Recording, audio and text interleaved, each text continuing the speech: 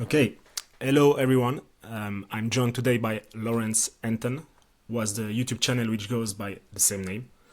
And this interview is going to be about antinatalism. So yeah, hello Lawrence. Thank you for being there. And how are you doing? Yeah, no, thank you for having me. Yeah, I'm doing good. I can't complain at the moment. Life is calm, and I'm able to get on with stuff like the YouTube that I enjoy doing. So yeah, I'm good. Thank you. Great, great. Okay, so let's dive into the questions. First, just like a general question, like could you please introduce yourself broadly, like your main areas of interest, and what's the general focus of your YouTube channel, please? Yeah, so well, I'll start with the general focus on my YouTube channel because very basically it is just antinatalism. I guess more broadly, you can kind of say also philosophical pessimism as well. Um, and yeah, I just find those two topics super interesting. And then in general, my yeah, so those would also be my interest, but then also I'm very interested in sort of veganism, animal rights, animal ethics in general. I find that topic, yeah, endlessly fascinating as well. Um, but generally, I don't know. I'm very interested in just generally discussing ideas with people, and I get a lot of stuff wrong.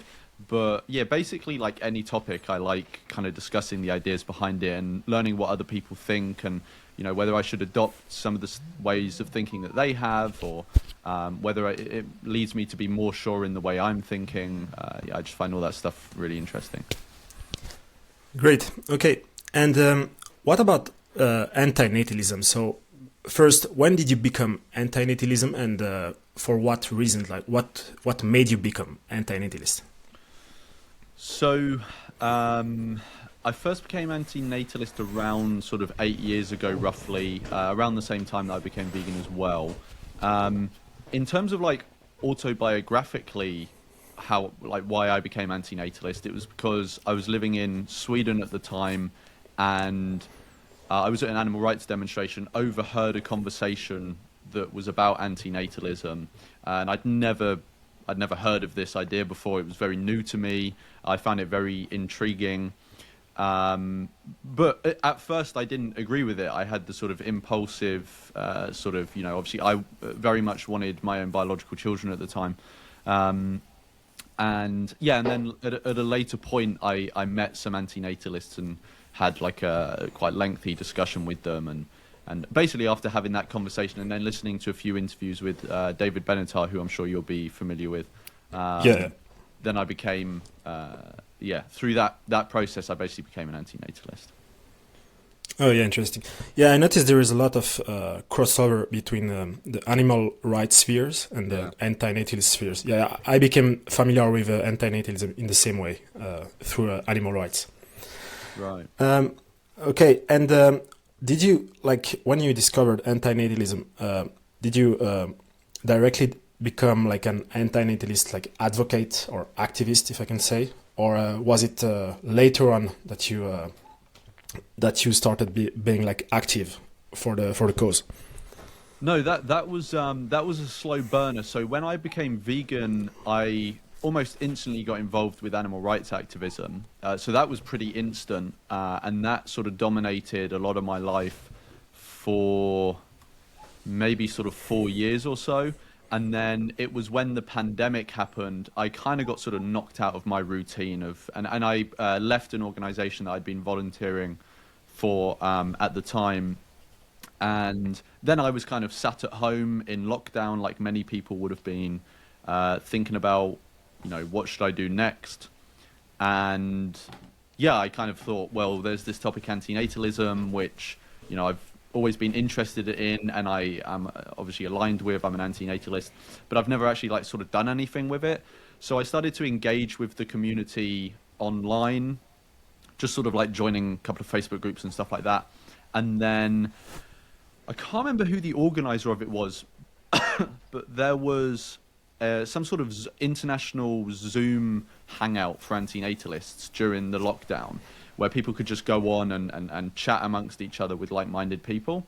So I joined, I think, a couple of those, and then whilst I was in one of those, I started to ask questions of like, is anyone actually sort of doing anything sort of like productive or active around this topic? And there were a few things going on, but that I saw that there was like room for more stuff to happen. So it was through that kind of journey that I then ended up helping start an organization which now is no longer called Antinatalism International. And then once I branched off from that, I kind of went my own way and did the YouTube channel. But that all started around sort of 3-4 years ago, something like that. Okay, great. I see. So let's dive a little bit into the philosophy itself. First of all, like if you had like a normie in front of you and you had to define, to explain antinatalism, what it is. It's not needed to go into too much like philosophical rigor, but in general terms, like what would you say?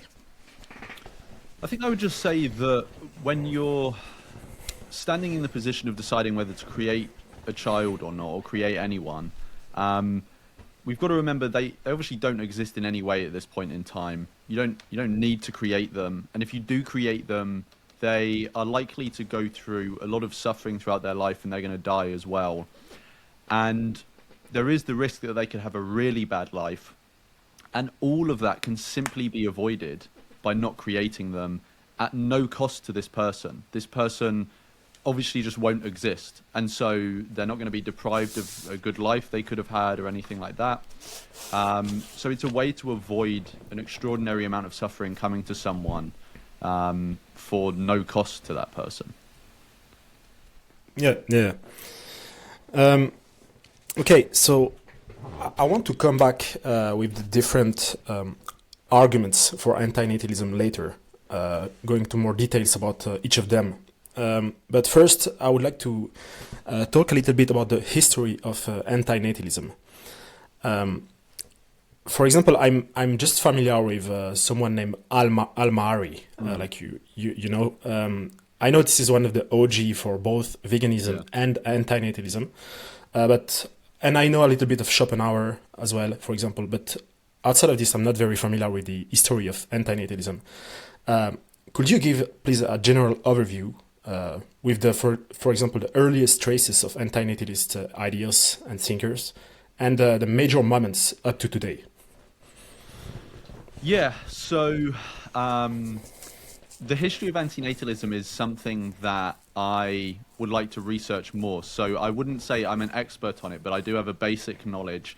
And if people are interested, there is a book called The History of Antinatalism, which I have a copy of, but it's not to hand. And I hope it's still available online for people to get. But to my knowledge, so before we talk about the history of antinatalism, there's kind of a distinction we need to make. So in the contemporary environment, antinatalism is generally understood to be the moral opposition to creating a child, right? And that is present in history, but what's more present in history is a tightly associated idea that it's better never to have been born. So there is a distinction there. They're slightly different things, but this pronouncement that it's better never to have been born, or this understanding, is much more present in history. So as far as I'm aware, Karima Kermer, who's a German antinatalist, he's done some work and found in ancient Egypt there's some brief mentions of this idea that it's better never to have been born in some sort of text which I'm not going to try and pronounce the name of because I would just absolutely butcher it. But yeah, he's done some work on that, which is very interesting. I know in ancient Greece there was a lot of this pronouncement that it's better never to have been born, and I'm aware that there is someone who I think would probably rather remain anonymous who is currently working on a thesis on that. Then you also have people like Al-Mari, who lived in what is now modern-day Syria. He, like you said, was a vegan, but he was also, I would say he didn't just say it's better never to have been born. I think if you're familiar enough with his writings, and I've done a video on him, I would say he he is probably rightly called an antinatalist, I would say, in that he thinks it's morally wrong to create someone. He even had on his gravestone it written, "This is my father's crime against me that I will commit against no one." Obviously meaning his father created him and therefore he's died, hence it's his grave, and he's done that to no one. You then have sort of more religious flavour of what could be seen as antinatalism throughout history in the Gnostics. So you have quite a few groups throughout history. So there are the Cathars, the Bogomils, the Manichaeans. There's going to be some others which I am not going to remember the name of, but they were a more religious flavour of antinatalists, and I think unless I'm misrepresenting them, the general sort of view that was taken was that the universe as we live in it was created by a god, but it was actually an evil god, and so why would you bring someone into the world to live in this universe which is, rife with suffering that was created by an evil god? Why would you expose someone to that? And a lot of these groups would, not reproduce. They would shame reproduction. Then you have, I'm trying to think if I've missed anything in the. So there is a book coming out which I think is obviously probably going to touch on a lot of this, which is I'm actually not sure how to say his second name, but Kirk Lowheed, I think is maybe how you pronounce it, on Christian antinatalism. That book is yet to be out, but it's coming out, I think, in the next few months. So if someone's interested in looking into that side of things, that could be an interesting book to have a look at. Then, if we go a bit later, I'm hoping I'm not missing anyone. You then have people like Schopenhauer. So there is debate over whether he can rightly be called an antinatalist, but he's pretty close to antinatalism. He thinks that never existing is better to existing, and he has quotes like, if children were brought into the world by pure reason alone, would the human race continue to exist? So there's obviously this strong doubt being cast on the wisdom of procreation at the very least. And around the time of Schopenhauer, you have a lot of sort of pessimism in Germany generally. I know not all of that will then be associated with antinatalism specifically, but you have a lot of sort of strong themes of it's better never to exist kind of thing. A bit later than that, you have a really interesting character called Marie Eu, who is a French speaker like you. Yeah. So she lived around roughly 100 years ago in France, and she was an animal rights activist, a feminist, sort of anti-capitalist type, and very strong antinatalist. And really interestingly, I'm gonna go out on a limb and say this could potentially be the first instance of this in history. But the problem with antinatalist history is that a lot of history is obviously lost to things being destroyed. Things might not have been written down, so we just don't have a record of it. Obviously, antinatalism being the view that it is, it could have been shunned at the time, and so those people could have been killed and their sort of remnants destroyed. So there's a lot of antinatalist history you may just never know. But what could be the first ever antinatalist lecture in history happened in Paris in 1890 something. I forget the exact date. And I think the Royal Geographic Society there, Marie Eu gave this lecture about antinatalism and the fact that people should stop reproducing and it would be better if we go extinct. And she was an extremely interesting character. There was another character around that time who I believe was in contact with her potentially, who went under the pseudonym Koenig. Now, again, I have a friend who I think would prefer to remain anonymous at this point. He is very interested in Koenig, looked a lot into Koenig, and we don't know everything about who Koenig actually was, But he wrote a book called, I'm not going to get the whole name right, but it's something along the lines of neo-nihilismus, which is sort of, in modern speak, it would be like neo-nihilism, which we obviously have a way of understanding nihilism today, but how he was using the term is basically to mean antinatalism. And he wrote this antinatalist book, which is currently being translated. So that's very interesting. And then you have, obviously, skip forward, you have, then in the contemporary environment, people like David Benatar and, So that's maybe sort of a brief-ish history. If people want to learn more about a history of antinatalism, I actually have a talk with Karim Akram on my channel about a history of antinatalism. So people can go there if they want to learn more. Yes, thank you. Okay, so let's go back to now the arguments for antinatalism. For example, the usual taxonomy, if I can say, it's like there are quality of life arguments, consent arguments, risk arguments. You also find like misanthropic arguments, famously. Also some ecological arguments. Also something I call better allocation of resources arguments. There is this whole family of arguments. Please, could you explain a bit each family what they consist of, starting, for example, with quality of life arguments, and then going with the other family of arguments? Yeah, sure. So the quality of life arguments, as you put it, is often also sometimes called the asymmetry of value argument or the axiological asymmetry argument. So that's most well known to be associated with David Benatar, him putting it forward in his 2006 book, Better Never to Have Been. So that's so there's two parts to that argument. One of them is the quality of life that you said. So the more fundamental part of the argument is what he calls the axiological asymmetry, and this is basically an asymmetry between the goods and bads in life from the view of bringing someone into existence. And I won't flesh it out in full because we've got to cover all the arguments, but very briefly, essentially what he says is when we're thinking about bringing someone into existence, the suffering that they would experience in life if they were to be created, it's good that we avoid that by not creating them. But the good things like the pleasures in life, them not experiencing it by never coming into existence isn't a bad thing because there's no one to be deprived.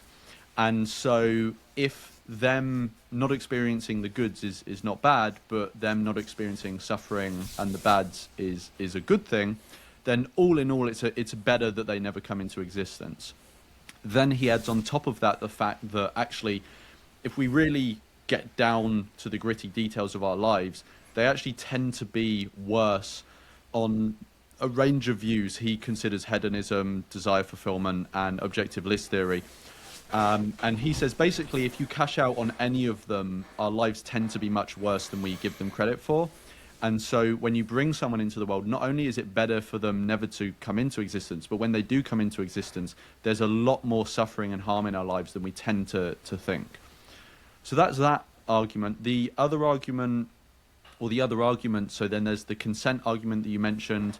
That essentially is the idea that generally in many of the sort of interactions we have in our life and the ethical questions that we consider, consent is something that we value and we see as quite an important factor in moral decision making. So for example, work without consent is slavery, sex without consent is, I'm not going to say the word because it might trigger YouTube, but we all know what I'm talking about. So there's all manner of circumstances where we understand consent to be really important. And yet when we think of the procreative context, it's literally the most important decision or significant decision you could be making for someone else, which comes with the consequence of great suffering and they will die as well. And yet we just don't even think about consent as a thing. And so the consent argument basically says, creating a life is something that seems like you should have to get consent for. The imposition of that amount of suffering. And given that we can't get consent, obviously it's impossible, you should just err on the side of not doing that, because obviously no harm is going to come to that person from not doing anything. So why would you impose all that involuntary suffering on them, basically? The risk argument is very simple. It's essentially saying you might think that it's good to come into the world, but obviously if you don't create someone, there's no issue there. And if you do create someone, there is that risk that they could lead an extraordinarily bad life. And given that you don't have to run that risk and the alternative isn't bad at all, it's just, they don't exist, then why would you run the risk on their behalf? Then you mentioned the misanthropic argument. So that's the argument that, so the arguments I've already covered are what's termed philanthropic. So they concern the being that you're potentially bringing into existence. The misanthropic case is about the impact of the being that you'll bring into existence. So again, David Benatar is probably most well known for putting this case forward in his misanthropic argument for antinatalism. And essentially this is just when you bring a human into the world, there are all sorts of harms that come with that. So there are harms that they contribute towards other people. There are also harms towards animals. Those are probably the most significant harms. So obviously, most people aren't vegan, but even vegans will cause some harm to animals as well.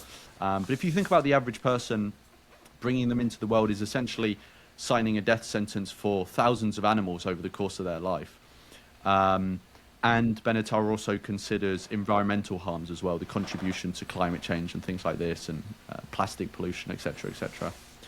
And then I think the final one you mentioned is, I often refer to it as the, I've forgotten the name now, it's opportunity cost argument, but you refer to it as the better allocation argument, I think. Yeah. Essentially, that is saying that when you create a child, this is an extremely time and resource intense endeavor. And I guess you could couple it with the axiological asymmetry and say it's actually not really doing any good for that being, you're not adding value to the universe by creating them. But if you were to shift the resources into whatever, donating to animal charities or using your time to help animals or people or whoever, that's a much better use of the resources to quite an extraordinary degree. I think often people will underestimate how much more effective you can be with your allocation of resources if you just think about it. So yeah, that's a sort of brief overview of all those arguments you mentioned. Yeah, I like to run this better allocation of resources argument in, for example, effective altruism spheres. Because I think maybe you're familiar with Stuart Rachel. It's the philosopher who came up with this argument first, I think. But anyway, he proposes that he says that, for example, in the US, to raise a child until 18, it costs on average like $300,000, and obviously it's only until 18. Most people spend on their child longer. And also there is all this time and energy that you spend on the child. And if you did it, for example, on effective charities, this could potentially save, I don't know, 50 children. I'm just saying, but that's the argument. Okay, now if you had to do a little ranking of those arguments, if you from the one you find most persuasive to the one you find most controversial, what will it be? So, do you mean my personal opinion? Yes. Yeah. Okay. So the argument I personally resonate with the most in terms of my motivations is probably the axiological asymmetry quality of life argument, and also I think the consent argument as well. Then I still resonate, but resonate slightly less with the risk argument, but I think it's still important. I would say the better allocations argument or the opportunity cost argument, I also resonate with quite a lot and have come to resonate with more over time. The one I think is the trickiest is probably the misanthropic argument, because even though I do resonate with it and I think it is a very strong consideration not to bring people into the world, especially if you know they're very likely to be consuming animals as the average person is. So I still resonate with it to a large degree, but I think it's the trickiest because when you're talking about the impact on others of the child you're creating, there are all sorts of unknowns there, which don't really factor into the other arguments as much. Whereas with the misanthropic case, the impact on others, it is very hard to know the ultimate consequence of you're not reproducing. Obviously, you can try and, it's often in ethical decision making quite reasonable to put some limit on the scope of your considerations because, obviously there are unknown unknowns, there are known unknowns, but it's also just extremely difficult to be able to factor in all of the different things that if you were like some sort of supercomputer human, you would be able to do. But we're just often not able to do that. And so I think it's often wise to limit your considerations to some degree. And if we have more limited considerations, then I think the argument about, the fact that they will be using animals like in factory farms, for example, is a very strong one. But if we're to try and broaden our scope, it does become a lot more tricky to know what the ultimate outcome is. There are all sorts of considerations, obviously, like, a lot of vegans will say if you have a child, then they could contribute to being an animal rights activist and help push that movement forward. There's a lot of vegans that say that having a child can offset a lot of wild animal suffering. There's, obviously considerations within the human sphere as well. Your child will contribute to society in general, they'll pay taxes, all of these sorts of things. Now, I'm not saying all those things because I think they're necessarily good reasons to create a child, all things considered. I'm saying if you take all those things into account, it makes for a very complicated picture when you're talking about the misanthropic argument. And it's tricky to know how you should weight each of those, how they interact. And obviously those are just the knowns, right? There are also unknown considerations as well. So yeah, I would say that is probably the trickiest, I would say, although I don't think it's something that people should shy away from. Yeah, sure. Yeah, I also think like the misanthropic argument, personally, I find it very convincing, at least in the case of non-vegans. Because yeah, if someone is not familiar, like someone who is not vegan, on average in his life is gonna be responsible for the killing of maybe thousands of animals. So it's not like a small thing. But yeah, I also think it becomes more complicated in cases of vegans procreating, for example. Okay. Also, there is a family of arguments, much more niche, but we didn't address them. It's like religious arguments in favor of antinatalism. For example, I've heard people say that you shouldn't have kids because they might end up in hell or in eternal damnation. Could you please comment on this? Explain a bit those arguments, what you think of them? Yeah, what's interesting is that it's hard sometimes to make broad statements about the antinatalist global community because it hasn't really been surveyed, so we don't really know the makeup of it that much. But I don't think I'm going out on a limb here in saying that most of the antinatalist world that I've interacted with is not religious. So it's interesting to think that actually in history, most antinatalists or people getting close to antinatalism probably were religious. Now, that's probably because most people in history generally just were religious anyway. And so, everyone from engineers to, authors or whatever were all mostly religious just because people generally were.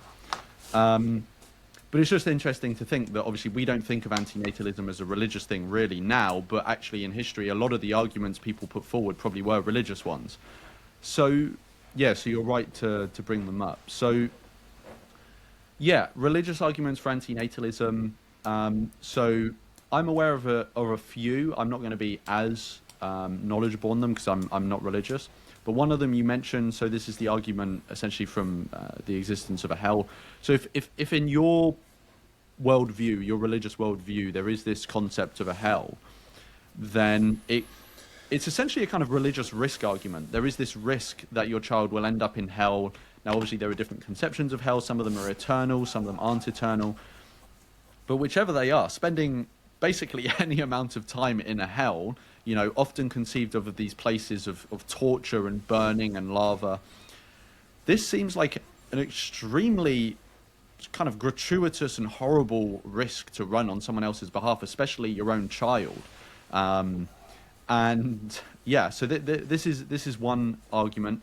Another argument is that so in some religious conceptions of the world we live in a fallen world and humans in a fallen state. Another religious argument is that, why would you bring someone into a fallen state or fallen world to experience that or to have that mark on their character? Another argument is that, I guess is kind of related to the one I just mentioned, that you might bring someone into the world and them sort of stray away from God's command. You might be essentially creating a new apostate, for example. And then I'm sure there are other religious arguments that aren't coming to mind now. There are, so there's a book called, I'm forgetting it's by a guy called Ken Coates, or that was a pseudonym, and it's called something Antinatalism from Buddhism to Benatar.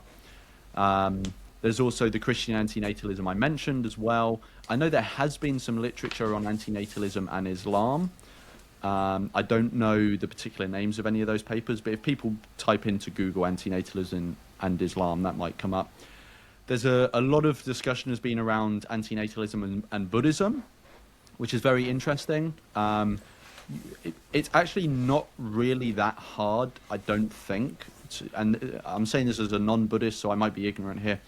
But it doesn't actually seem that hard to get from Buddhism to antinatalism. There seems to be quite a sort of clear path forward there. But yeah, anyway, so those are some religious arguments. But I'm sure there are other people that can maybe sort of expand on those better. Yeah. Okay.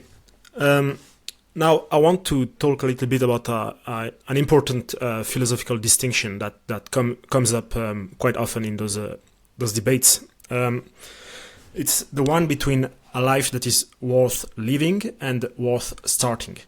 Could you briefly say, what do you think of this distinction? Do you endorse it? Yeah, so I think it's a very sensible distinction. So often in like bioethical discussions, this term "a life worth living" is used, and I think there's been a lot of confusion in bioethical discussions, kind of relevant to this term. So people use this term, and it's ambiguous. And I might be wrong on this, but the first time I came across this distinction being fleshed out was in David Benatar's book, and I think he uses it with reference to Derek Parfit's work. So Derek Parfit. He famously sort of coined the term the non-identity problem, and one of the key terms used in the non-identity problem is life worth living. And Benatar essentially says that this is actually an ambiguous term because a distinction needs to be made. It could refer to a life worth continuing and a life worth starting. And actually that distinction is very important when we're talking about, for example, the non-identity problem, other issues in population ethics and bioethics more generally. And basically, the distinction is that there's a difference between the considerations you would make when thinking whether a life is worth starting or creating, and whether a life that already exists is worth continuing once it exists. And the basic considerations there are, when you're thinking of starting a life, there's no interest in coming into existence. There's no one who exists to want to come into existence. And so when you're considering creating a life, that is an extremely relevant factor. And when you're thinking about, obviously, when we're moving on to antinatalist considerations here, if you're thinking about the suffering in life and the harms that person will experience once they exist, there aren't actually any countering consideration or counter considerations like an interest in coming into existence that you really need to consider to make the decision to not procreate and avoid those harms coming to that person. Whereas when someone already exists, there are obviously interests there. So that person has an interest in continuing their life as a project generally. They have an interest in pursuing the projects that they've got going, the relationships that they have, maintaining those. They have interests, all of these sorts of things. The picture is way more complicated. And so there will be considerations for ending a life. So if someone is going through extreme suffering and there's not really much prospect of that extreme suffering being alleviated, you might get to a point where that suffering is significant enough where it would actually defeat all those other interests that they have. And so that's why the picture of continuing a life is much more complicated, and a higher bar needs to be met in terms of like suffering and other bad things and harms than needs to be met when you're considering starting a life. But it's also like this distinction kind of comes up in all sorts of other ways that are very intuitive to people. So just generally, it's very uncontroversial to say that killing someone else and not having a child are not the same thing. And this is kind of an obvious way that this distinction kind of cashes out in ethical decision making. Yeah, so that's kind of like the basic distinction. Yeah, there is a funny way of explaining the distinction that Benatar, I think, uses in his book, Better Never to Have Been. It's like he says there are movies that are worth going to watch, and movies that are not worth going to watch, but once you're in the cinema, it's worth staying until the end. Yeah. And I've seen a lot of those films. Okay. Yeah, I want to go back on this a little bit later in the discussion, but before this, I wanted to ask about the relationship between antinatalism and veganism. I know this is like sometimes a bit controversial in the antinatalist movement. What connection do you see between the two philosophy, and do you think that an antinatalist should necessarily be vegan? And do you think that the reverse is true as well? Or do you think that antinatalism is mainly anthropocentric and that the inclusion of animals is like an additional thesis? What do you think? So it's an interesting connection, and to a lot of people it's a quite obvious connection, which is why you get a lot of crossover. So ultimately, I don't think there is a knockdown sort of inherent link between them, in that if you're an antinatalist, you have to be a vegan, and if you're a vegan, you have to be an antinatalist. But I think there are strong considerations for both sides to be the other. So if we start with antinatalists, I think there are strong considerations for antinatalists to be vegan, to the point where I actually would say we should be encouraging veganism as a norm in antinatalism, and I do think antinatalists should be vegan in practice. So the considerations are this. So if for the same reasons that you would not create a human being, you wouldn't create an animal as well. So the morally relevant traits in a human being, essentially the fact that they can be harmed, they can suffer, they will die. Well, all these are true of other animals as well. And basically the fact is that we've obviously evolved together. We've all evolved similar central nervous systems. We're sentient. And these seem to be kind of like the fundamental ethically relevant or morally relevant facts about us. Yeah, and so if you wouldn't create a human being, I would say it makes sense to be morally opposed to creating other animals as well. And so then we've got to think, okay, well, the way that I would create a human being is obviously by procreating. So I'm not going to procreate. That's kind of an obvious one with antinatalism. But how would I contribute to creating other animals? Now, there are all sorts of ways that we will contribute to creating other animals, but the most obvious one is paying for them to be brought into existence for our food choices. So in farms for meat, but also dairy and eggs. And if we think about it, those animals actually live much worse lives than the average human. So that seems to be actually more, sort of a stronger antinatalist case there. But also, we're just responsible for bringing many more of them into existence. So the average person realistically is going to bring what, 1, 2, 3 humans into the world. But the average person is likely going to be responsible for thousands of animals to come into the world and lead much worse lives. So actually, if you're an antinatalist, obviously there's the strong case to not reproduce, but it seems like there's just as strong or maybe stronger case to make changes to your food choices. Now, there is obviously wiggle room if someone is an antinatalist and really doesn't want to be vegan, which I would say,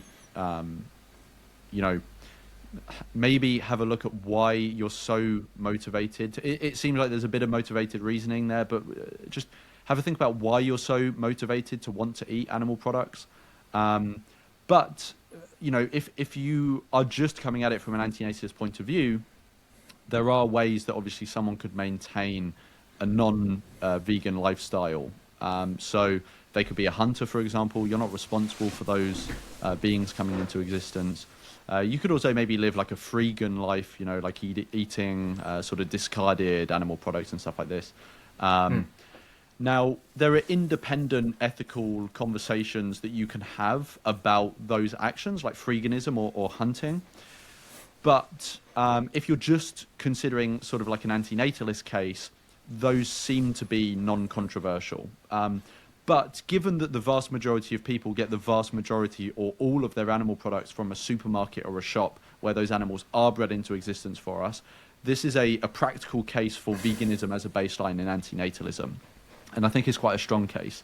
And that's also why I kind of see a technology like lab-grown meat as an antinatalist sort of endeavor, as well as a vegan endeavor or an animal rights endeavor, as well as donating to campaigns that combat animal agriculture industries, maybe like welfare campaigns that often can result in less animals being brought into existence. And so I'd see that as kind of like an antinatalist campaign, even though they're obviously marketed as like a vegan or animal welfare or animal rights campaign. So that's that side. The other side, vegan considerations, I think is a bit more complex. I think there are more factors at play, but I think there is still a strong case for vegans not to reproduce. So just to mention a couple of the considerations. So obviously I've mentioned a lot of them already. So one consideration obviously is that if you create a child, they could, given the world that we still live in, they could end up not being vegan. Let's just say there's like a 10% chance, right? That's a 10% risk that you're taking, that you're essentially creating someone who, we don't see them in the world at large like this, but you're essentially creating someone who is going to be akin to a serial killer, right? Someone who is going to kill like thousands of beings over the course of their life. Now, in the real world, I'm not likening in how we should view people a non-vegan to a serial killer, but in the consequences of their actions, these are very similar consequences. So there's that consideration, but then a consideration on the other side that a lot of vegans will say is that obviously you could be creating an animal rights activist that will be forwarding moral consideration for animals. There's also the wild animal suffering consideration. So I think the picture is a bit more complex on the vegan side, but I think there is still a case for antinatalism on the vegan side because of what I said, potentially creating someone who would kill a lot of animals, but also I think the better allocations or opportunity cost argument comes into it. If you're a vegan, creating a child, again, is a very resource and time-intensive endeavor. And if you're really wanting to further the case for animals, that money and that time can really be used in a lot more effective ways than creating one person who might end up not being vegan and might end up not being an animal rights activist anyway. So in that respect, it would be a wasted endeavor. So those are some considerations, but I think, obviously people are going to call me biased, but I think the weight of considerations probably falls on the side of not reproducing as a vegan because of the risk of the harm to animals, but also you can just use your time and resources in a much better way. So yeah, and then I think the final thing where there is very obvious overlap between veganism and antinatalism is there's often this argument put forward, often by farmers, which is that you actually benefit animals by bringing them into the world, giving them a nice life, and then killing them in a so-called humane way. And obviously, this is where veganism and antinatalism overlap, or animal rights and antinatalism, because an antinatalist case would say, well, actually, no, you're not benefiting them by bringing them into existence. And so this is furthering the case for a vegan world or a more animal considerate world, because we're saying, no, actually, even in these quote unquote nice farms, you're not actually benefiting them by bringing them into the world. Yeah. Great. Okay, now I would like to do something a little bit different for this part of the interview. I'm gonna bring up some common objections that you might hear about antinatalism, and I would like you to address them. You don't need to elaborate too much, but just like if you were to address them like you were to debate someone on the street, for example. Yeah. Some of them are like really basic. Some of them are a little bit more elaborated. Okay. So the first objection will be a very simple one. Like humans have always reproduced. So why do you think we should stop now? Yeah. So we obviously, we have always reproduced. That's not a reason to continue reproducing. We need to actually think about our actions. Just doing something for a long time doesn't mean that we should continue doing it. There are many things we've done throughout history for a long, long time, and we've actually stood back, reflected on the moral implications of them, and then stopped, at least widely. So some things like that would be like arranged marriages, human slavery, these sorts of things. Obviously, those things still exist in the world today, but at least for a large part of humanity, we've rejected them, and they are illegal in many, many places. So that's one thing why, just doing something for a long time is not a reason to continue doing it. And then for the active reasons not to continue doing it, I would just cite all the arguments that we've already gone over. Yeah, sure. Okay, and what about reproduction being natural? Like it's a natural thing to do. Like other animals in the wild do it. So why shouldn't we do it? Yeah, again, something being natural doesn't mean it's good. Malaria is natural, cancer is natural.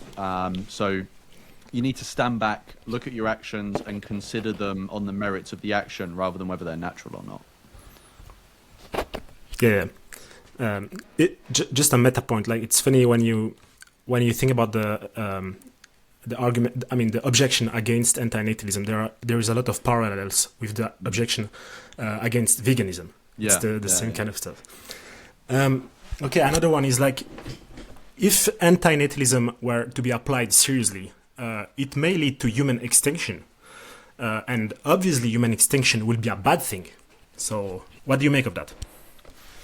Yeah, so this one, when people put this one forward, I often kind of say, like, look, I completely understand from where you're coming from now, the idea of extinction seems crazy, but we actually just need to kind of step back, take a breath, think about it, and think, okay, the way we go extinct, obviously that can be horrific, and that's not what I'm necessarily talking about. But just being extinct is obviously, it's not bad for humans. There is no one in existence for it to be bad for. So yeah, it's tricky to get round people's intuitions on that one, because obviously we live in a natalist culture that would constantly reaffirm the fact that continuing the human species is a good thing for the human species itself. But that's the basic thing I would try and get people to contend with is, actually, if you imagine humans have already gone extinct, what actually is bad about that, and who is it bad for? Yeah. Okay, another one is, for example, like most people, they seem, at least maybe not most, but a big part of people, they seem quite satisfied with their lives, or at least they do not regret having been born. So isn't antinatalism a bit excessive in this respect? Yeah, so obviously, I think it's great for those people that they have lives such that they're glad to have been born. You know, I wouldn't wish them to be worse off, such that they regret being born. But I think there's a difference between whether someone is happy to have been born and whether it's actually better for them to have come into existence. So when someone says that they're glad to have been born, I actually kind of more understand that as them saying they are content with how their life has turned out. Because obviously the average person, when they say they're glad to be born, they're not really thinking on the sort of ethical or philosophical level, right? They're kind of, I see it more as this expression of they're content with how their life has gone, basically. It's a separate question as to whether it is morally acceptable to create another person. Obviously, they're making a judgment about their own life. It's then a separate thing as to whether you should be creating someone else. But also, even the judgment about their own life is separate from whether it's actually better for them to have come into existence, right? So if you just take another example, someone could have gone through a horrific experience, you know, sort of they've been assaulted or abused or something like that. And this could, in the grand scheme of their life, have sort of shaped their character such that they are actually kind of glad that experience happened to them. This, you know, there are people out there that these sorts of things have happened to. Someone also maybe has lost their legs. They're now in a wheelchair, but they become like an inspirational speaker, stuff like this. They may come to the personal judgment or assessment that they're glad that their life has turned out the way it's turned out. But it's another thing to say whether it was better that that happened to them, if you get what I mean. And whether you'd be justified in doing that same thing to other people so that they get the result, potentially, of being glad that it happened to them.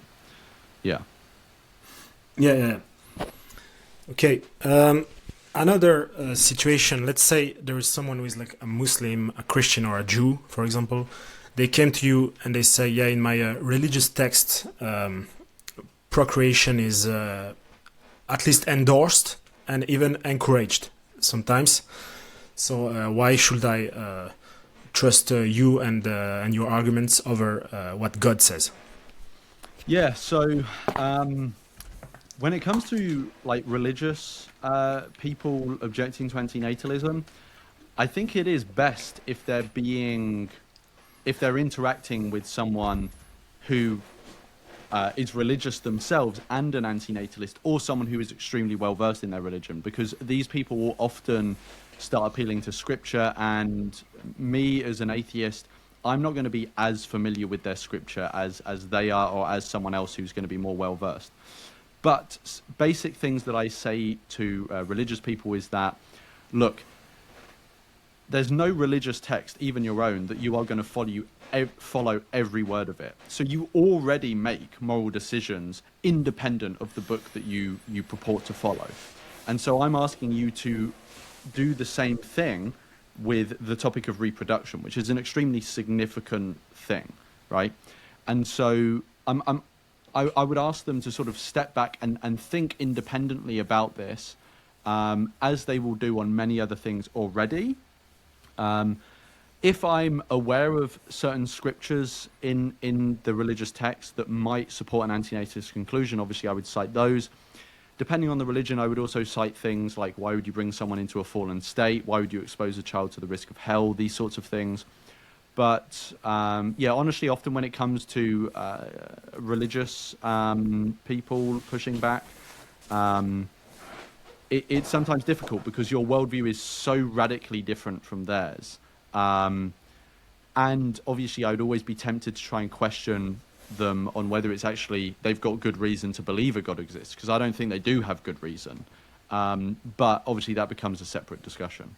But I'm just glad there are people out there like Kirk Lougheed that have written this new book on Christian antinatalism. I hope that future ones come out about Islamic antinatalism and other types of antinatalism, because then those will help us combat these types of objections.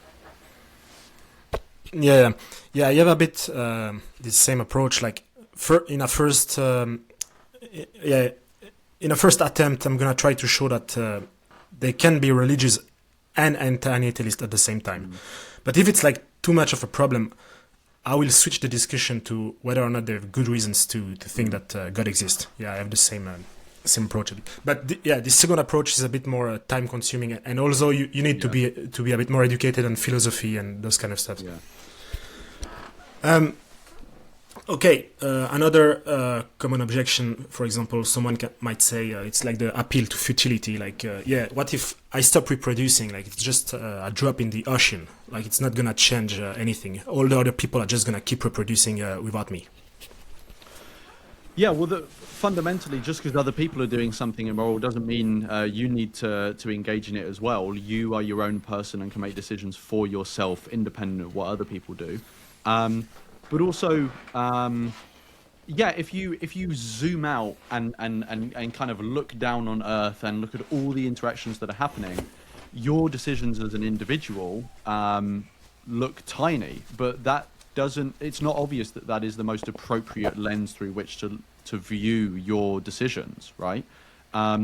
If we were to do that, then you engaging in the trafficking of young children is also going to look tiny in the grand scheme of things. But that doesn't mean you're justified as an individual in actually engaging in that. You need to contend with the arguments for and against your actions based on the arguments for and against, not with respect to what other people are necessarily doing, and not from this mega zoomed out perspective that are going to make any decision you do look tiny. You know, if you go and down the road and shoot someone, you know, in the grand scheme of things, it means nothing, obviously, if you zoom out from that perspective. But obviously, it's massively significant from the perspective of your life and the person who you've just killed. So, yeah, that's what I'd say. Yeah. Okay, now an objection that I consider to be a little bit more thoughtful is like people are asking sometimes, if we apply antinatalism consistently, there are going to be less and less people to take care of the elderly and to fund pensions, for example. And this could create a lot of suffering. So what do you make of that? Yeah, I think there are a couple of things to say on that. The first is that this is actually going to be a problem that we're going to face anyway. So global birth rates are declining, you know, regardless of antinatalism. Obviously, antinatalism is not causing that. That is a result of all sorts of demographic trends which are independent of philosophy in general. So this is a thing we're going to have to contend with anyway. Another consideration is just that like the issues that we face in life, which are plenty, right, not just in old age, are unfortunately our issues to face. And I know that's kind of shit, but at the end of the day, that is a reason why I don't want to create someone, because you're putting them into a world where they do have to face all these complicated decisions, and often they will be unable to avoid suffering. And one of the forms of suffering that you're often able to, you're not able to avoid is suffering in old age, right? Dementia, cancer, gout, you know, arthritis, all these sorts of things, losing loved ones. These are horrible things that people have to face in old age. And I'm not sure it's morally appropriate to be creating someone else to help just partially alleviate some of those issues that you face. Those are your problems to face. I know it's shit, but that's why I don't think you should have come into the world in the first place. But given you're in this position, you just have to do the best you can with the people around you. Don't create someone else to try and solve your problem. To use another example, let's say you have like £100,000 or dollars worth of debt, right? Would people think it's appropriate for you to just create a child so that you can shift your debt onto them? You know, obviously people would say this is a horrendous thing to do. The debt is your problem to face. Even if you didn't choose to receive that debt, if that debt was put on you, you know, it's a Ponzi scheme to create someone else and then put the debt on them. They didn't ask for that. So I think it's a case of, we obviously have to be sympathetic to the plight of the elderly, you know, least of all because we are going to be those people someday if we live long enough. So we have to be compassionate towards people, considerate of their the issues they face, and obviously the issues we face as well and are going to face. But we also have to kind of reality check ourselves and understand that people aren't just there as a sort of tool we can reach out for and create just to solve our own problems. Yeah, yeah, I like this expression that you used. I've heard it like before as well. Procreational Ponzi scheme. Mm. It's quite telling. Mm. Okay, another one might be, for example, someone who says like having children is like a big goal of mine. It brings me a lot of motivation, of drive, of meaning in my life. If I don't have children, I'm gonna be much more miserable. Yeah. Why? Yeah. What would you answer? Yeah, I empathize with people who are in that position. Look, when I was younger, I had a big goal to want to reproduce, to have biological children. Yeah, a few things I would say is yeah, I have sympathy for that. We live in a society that programs us to have that as a big life goal. So so obviously you're going to have your own individual wants and desires, but a lot of it is going to be society telling you what to want and desire as well. So I have sympathy for people.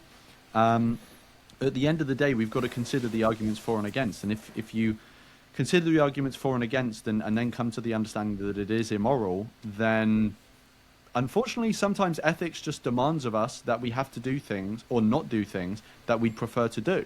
And sometimes that kind of hurts us emotionally. And I think that's sad. Again, I think that's another reason not to create someone. But sometimes you just have to forego doing things that you would have wanted to do. Luckily, there are alternatives out there, like meeting someone who already has a child and helping raise their child, adopting someone, fostering someone. Obviously, there's many non-human animals that need adopting and fostering as well. So there are kind of workarounds. But yeah, all I can say is, look, sometimes ethics demands you not do things that you prefer to do, and maybe it'll console people that sometimes these feelings and desires do fade. My desire to reproduce faded once I became an antinatalist. Over time, my desire to want to create someone faded, which I'm happy about, because obviously I don't want to live my life with the frustration of wanting to create someone. So yeah, that's what I would say to someone. It's shit, but sometimes you kind of got to suck it up and find a workaround. Yeah. Okay. Sometimes as well, like a bit more provocatively, people are gonna say stuff like, "Yeah, antinatalism is just masked depression."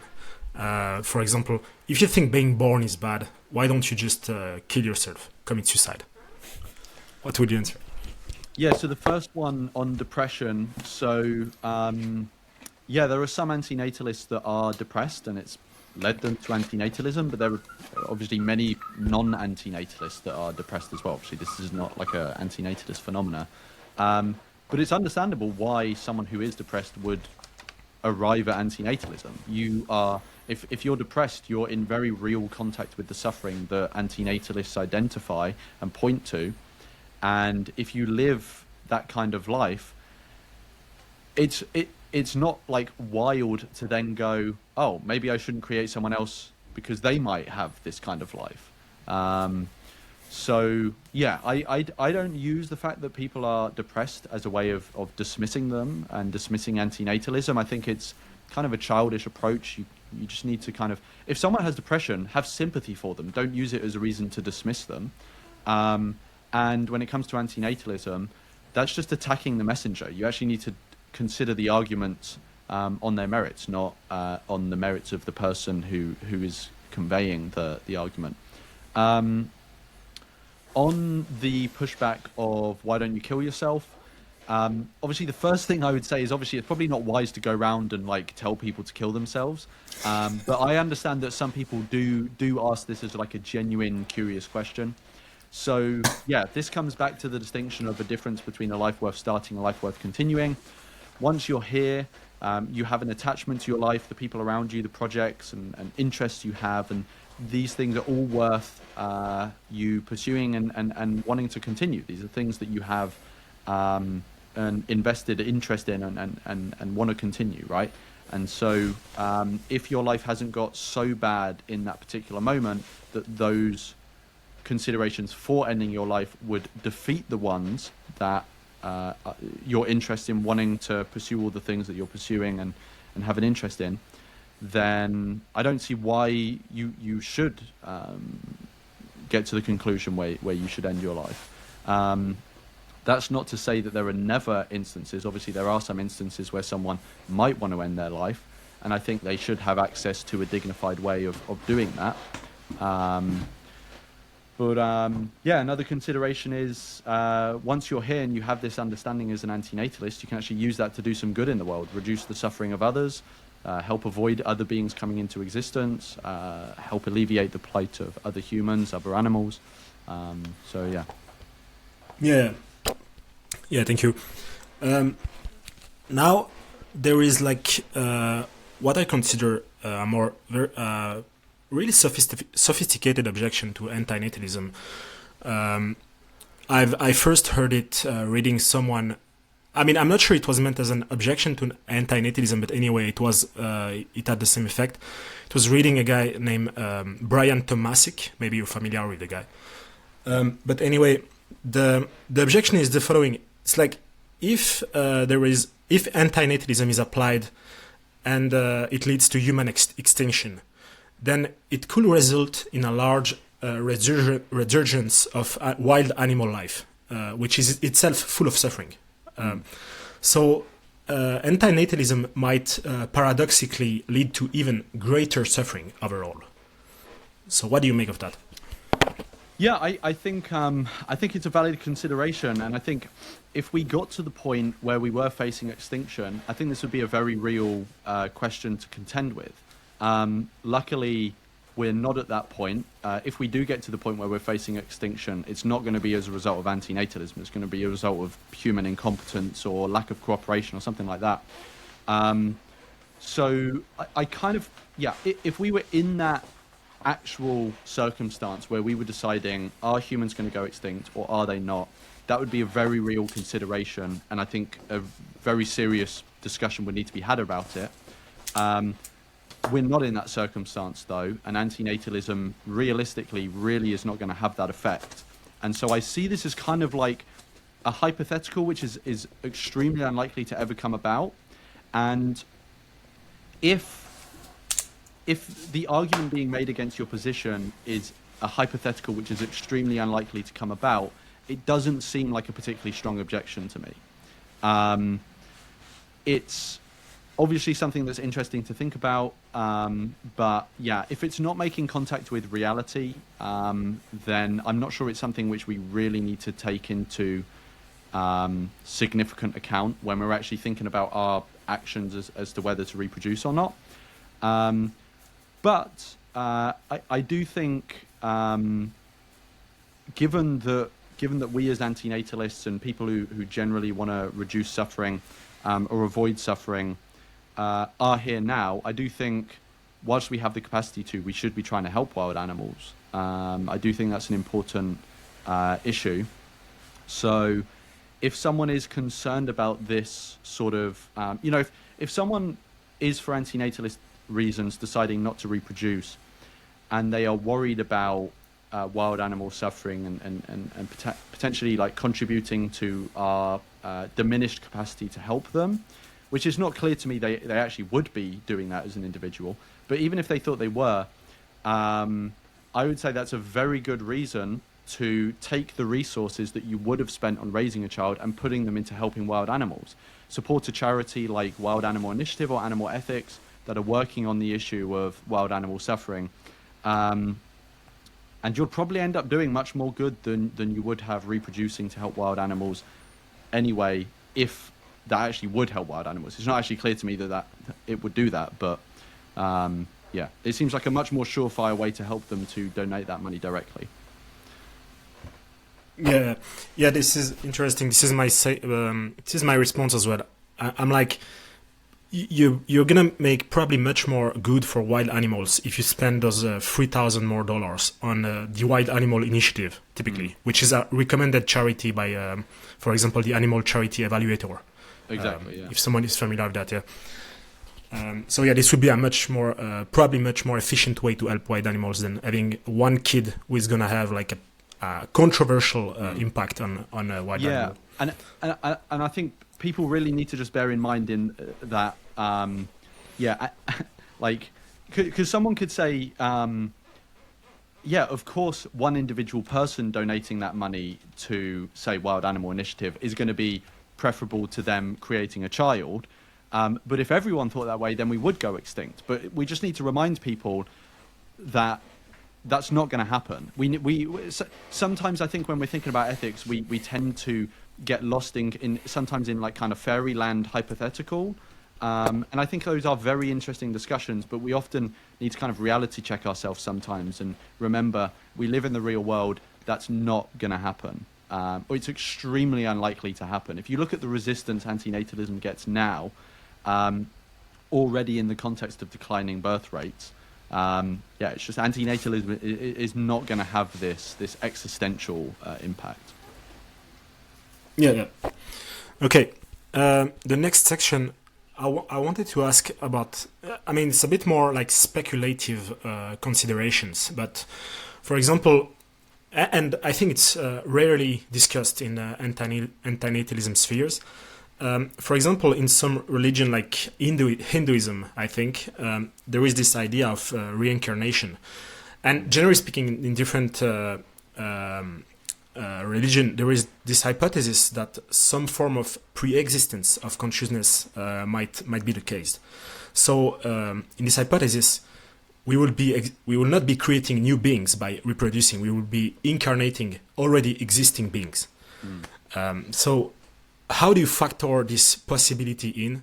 If you think this is a possibility at all, obviously, but because this could, in my opinion, change a little bit the antinatalist arguments. For example, if the previous life, I mean, if before being incarnated, the life is like terrible, maybe we are actually doing a good thing by bringing new lives. Yeah, I think you see what I mean. What do you think? Yeah. So I've helped put together a website called the Antinatalist Handbook, and I can send you a link to it to maybe include in the description. But this argument is addressed there. So if I'm from memory to remember the different sort of ways of interacting with this argument. So obviously the first fundamental thing is kind of like the God question. You've got to try and grapple with this person as to whether they have good reasons to actually think that we're going to be reincarnated. So that's the kind of fundamental thing. But even if there is a possibility that we could be reincarnated, again, it kind of depends on the mechanism of reincarnation, but presumably if beings are going to be reincarnated, there need to be vessels for them to be reincarnated into. And so if, sorry, I'm going to sneeze. If you're deciding whether to procreate, you're essentially deciding whether to create a vessel for which someone to be reincarnated into. And so, yeah, if you're an antinatalist and you believe in reincarnation, then yeah, that's one consideration is, am I actually just creating by creating a child, am I creating another vessel for someone to be brought into the world into? Yeah, to be honest, it just really depends on like the actual specifics of their reincarnation view, because if their reincarnation view is such that if you don't create a vessel, then that person just doesn't get reincarnated and they get released into, you know, whatever, out of the cycle, then that's great and antinatalism would still work. If that life just continues in a sort of state of eternal torture before you create them, then obviously that's going to radically change the antinatalist view. But yeah, it depends on the specifics of the view and also whether they have good reason to believe in it, to be honest. Yeah. I just wanted to check, like, we are 1 hour and 15 in. Are you short on time? I have a few more questions. I'm happy to keep going. Yeah. Okay. I think I have for like 20 minutes something of questions, probably. Okay, so the next one I wanted to address is like the relationship between antinatalism and abortion. Do you think there is a particular relationship between the two? Like, for example, do you think that an antinatalist should, for some reasons, adopt a special take on abortion, or not necessarily? So I think antinatalism is going to impact your view on abortion, but how it impacts your view on abortion is going to depend on your other views, right? So, like the way that antinatalism actually manifests in um, your your views and your behavior actually often is dependent on how it interacts with your other views. So, and abortion is one example. So, for example, so antinatalism, the basic view would obviously be that you shouldn't be bringing beings into existence, right? When it comes to abortion, how it interacts with whether you should abort or whether it's moral to abort is going to depend on your view on when life starts, for example, when someone comes into existence. So say you think that a being in a morally relevant way comes into existence at conception, well then antinatalism really just goes out the window because that being is already in existence. So antinatalism isn't a question anymore. That being already exists, and you believe that by aborting them, you're killing them, which isn't really an antinatalist question because antinatalism is about the start of life rather than the end of life. Whereas if you believe that a being comes into existence in a morally relevant way when sentience develops, well then, once the being is sentient, then obviously they exist. Antinatalism is no longer a question. It's a separate question as to whether you should kill that being. But before sentience arises, then by aborting, you're avoiding them coming into existence. So antinatalism would actually say that abortion is preferable before sentience arises. So it really depends on what your view is on what constitutes a being coming into existence.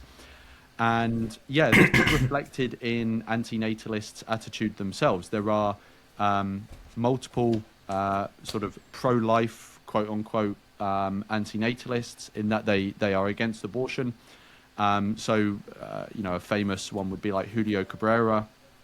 But then you've also got antinatalists that take what's called like a pro-death view, which would be David Benatar. So he thinks that you should have an abortion, sort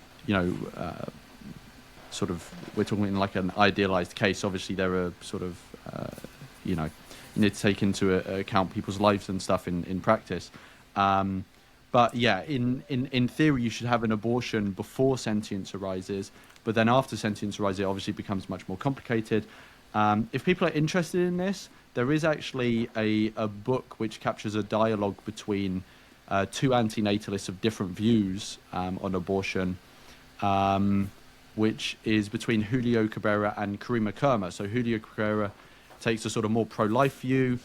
Karima Kerma takes a more pro-choice view, and that book kind of captures the dialogue between them. Again, I can send you the link for that if you'd like. Yeah. I like to. I should say I don't like this distinction in the abortion debate between pro-life and pro-choice. I prefer to talk of pro-sentience as well. Right. I think this is like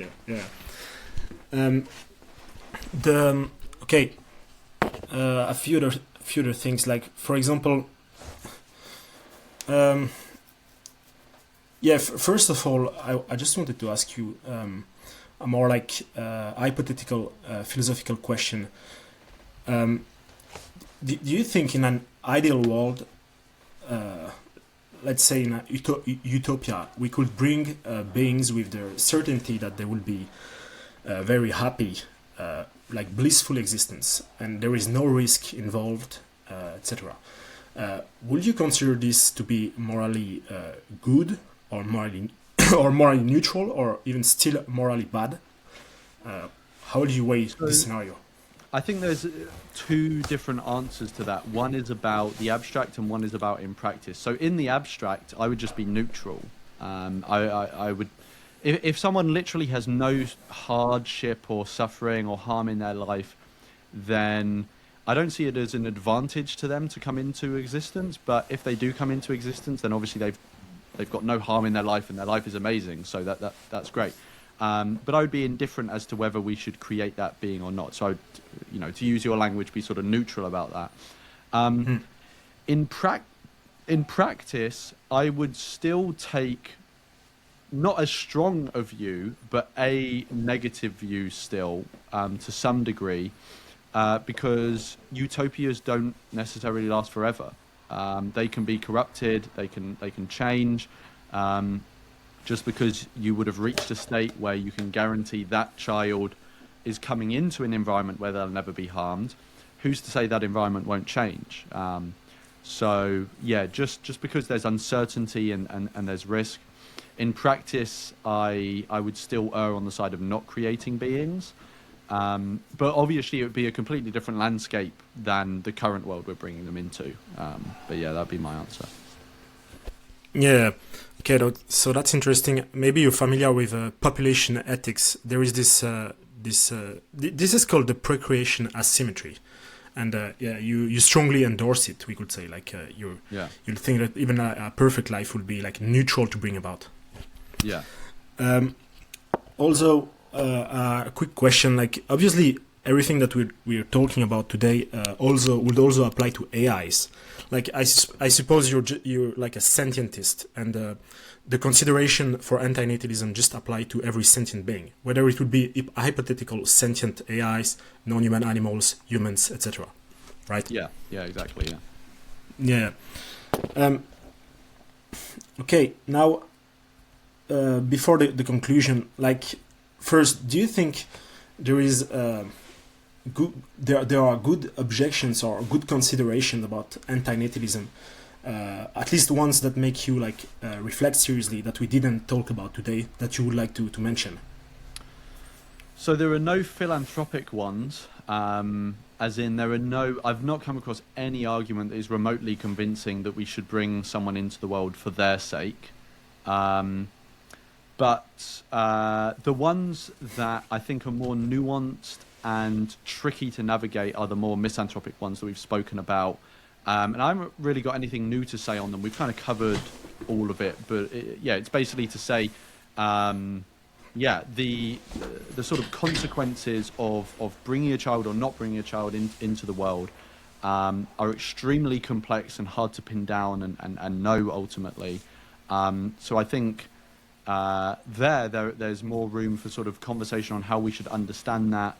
And it's a very complicated picture.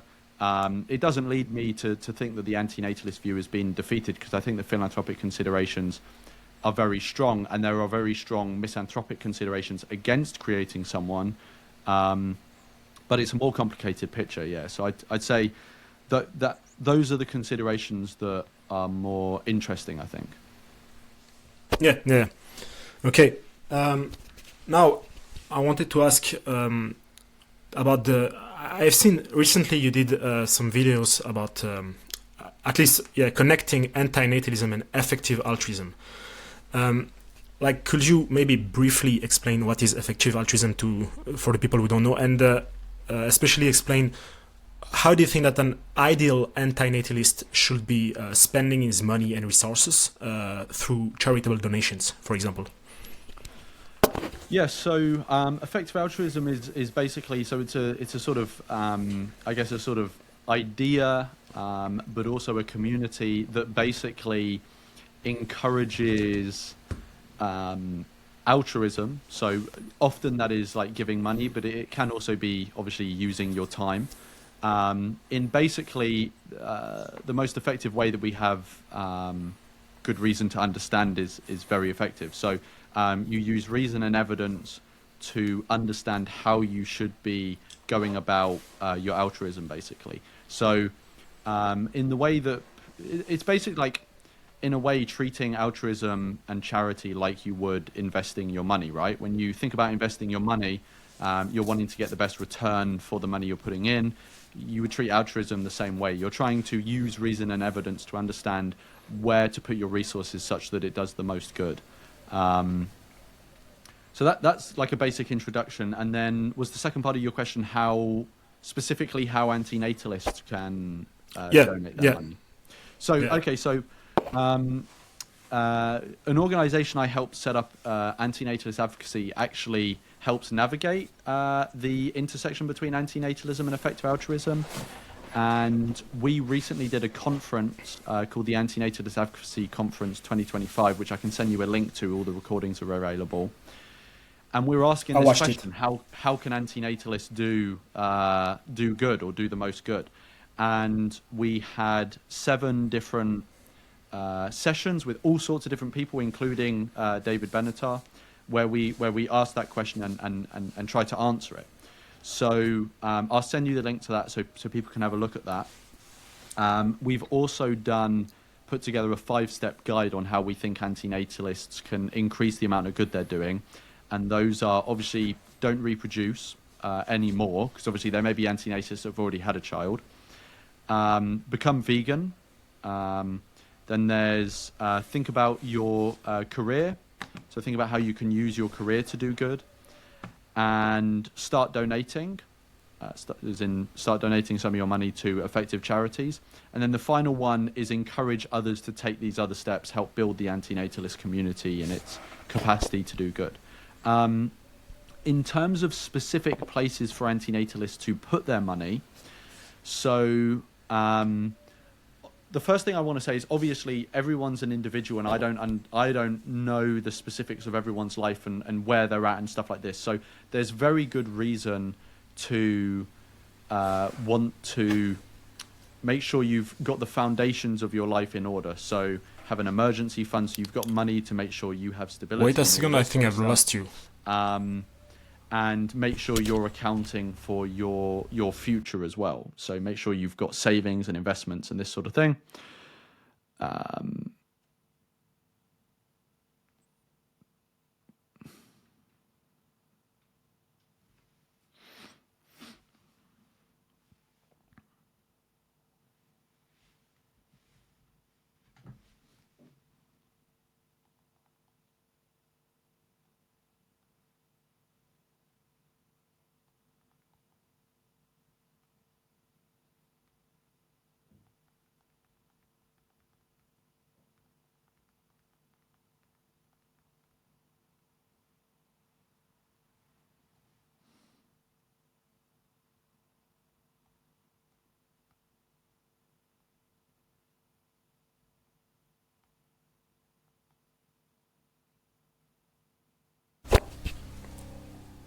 Hey.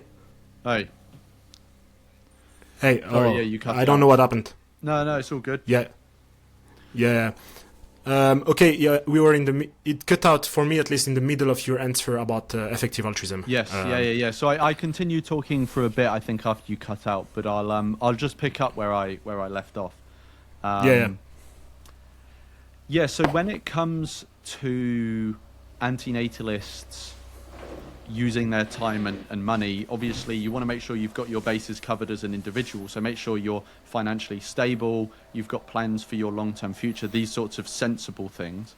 And then when you're thinking about doing good for others, so yeah, obviously one key thing is thinking about where you want to spend your time in your career. So I don't really want to give specific advice on where people should have their careers, because it's going to be very much down to the individual and where your interests are. You don't want to be doing a career that's going to just leave you soulless and empty and miserable. So you want to do something that resonates with you. But there are some places you can go to get advice. So there's 80,000 Hours, there's Animal Advocacy Careers. These are some organizations where you can go and get advice on where your skill set and interests might best be placed, and how you can do the most good with your career. When it comes to donating money, again, part of it is going to come down to the causes that you resonate with the most, but also I think we should take into account strongly effectiveness. So some places that antinatalists might consider giving are, so for human charities, you might have places like Family Empowerment Media, MSI Reproductive Choices. These are very effective charities that benefit people who already exist, but also have an impact that it means people can choose to have less children. So you are having that impact of less beings coming into the world. Other places are obviously animal charities. So you might contribute to effective animal charities that like do corporate campaigns to help, change and impact animal agriculture industries such that animals' lives are, one, slightly less bad, but also there'll be less animals brought into existence. So an example of a charity like this might be the Humane League, but you can also look on ACE's website, Animal Charity Evaluators, and they have all sorts of charities they've recommended that are doing effective work. They also have funds that have groups of charities in, and you can just donate to that fund and know that your money is going to really effective charities. And then another one I'll mention, just because antinatalists who feel this tension might want to consider this, is that because a lot of antinatalists are worried about this sort of potential tension with wild animal suffering and the plight of wild animals, you can also donate to charities like Wild Animal Initiative, Animal Ethics, like we mentioned before, if that's a cause that resonates with you. It does to me personally. I donate to those sorts of charities. So yeah, those are some ideas for people. But there's much more information online about those sorts of things, and also check out the conference that I mentioned. Yeah. Okay. So coming to the last question, which people or philosophers have influenced you the most in your antinatalism, and which books, YouTube channel, online resources, or anything will you recommend to someone who wants to seriously explore antinatalism? Cool. So I would say in terms of philosophers that have influenced the way I think about antinatalism, so I'd say David Benatar is probably the most obvious one. He's obviously had the most sort of impact and sort of influence in contemporary antinatalism. In terms of books for people to read, so obviously his book Better Never to Have Been is a really key one. There's also some very interesting ones. So if someone wants a bit more of a so Benatar's book I think is generally accessible to people, but it's a bit more philosophical. If people want a sort of more basic intro to the philosophy, but it's more of a layperson one, I think a good book is Begetting by Mara van der Lugt. I might be saying her name wrong there. I think that's a good one. Yeah, so I think that if people are looking for books, those are two good sort of intro books to get stuck into. In terms of YouTube channel, I would say probably the most active is my own one, but some other ones, if people are wanting to listen to sort of general interviews about antinatalism that are very well sort of thought through and considered, there is a YouTube channel called David Benatar on antinatalism, which has like an archive of most of the interviews he's done on this topic. I'd also recommend the Cosmic Antinatalist. He does weekly videos on not really antinatalist philosophy, although he does do a bit of that, because basically he does like weekly news roundups of everything that has happened to do with antinatalism. And obviously whenever a paper gets published on antinatalism, he will cover it, or a new book or whatever. So there is a bit of philosophy that he covers, but most of it is sort of like news stuff. That's really good content and worth looking into. And then there are like a smattering of other sort of channels that sometimes post on antinatalism and philosophy and stuff, but they're kind of less frequent. So one example might be like a channel called Metaphysical Exile. Yeah, honestly, there aren't that many channels at the moment. I hope I'm not missing any. But there aren't that many channels at the moment that are posting regular content on antinatalism, to be honest. Yeah. I would like to mention two things. Like there is, for example, if someone is interested in David Benatar, I think Better Never to Have Been is really good. But something maybe slightly more digestible will be The Human Predicament. Yeah. I think it's a bit more readable for like an introduction. Also, there is a website, I think this is called Antinatalism info.org, something like this, and it's basically a compilation of all the academic articles that have been written on the topic since there are articles on the topic, like, and I think this is more for people who are more into the philosophical side, really deep philosophical side. I discovered many super interesting articles on the constant arguments, risk arguments, by Eric Magnusson, for example, on this website. And yeah, just wanted to mention this. Okay, so that's it for the questions I had. So unless you want to say something else, then thank you for your time. It was great. Yeah, no, I think that's everything. Just yeah, thank you for having me on for the good questions, and I'm looking forward to seeing your other interviews as well. Yes. Okay. So see you maybe another time, and have a good day. Cheers.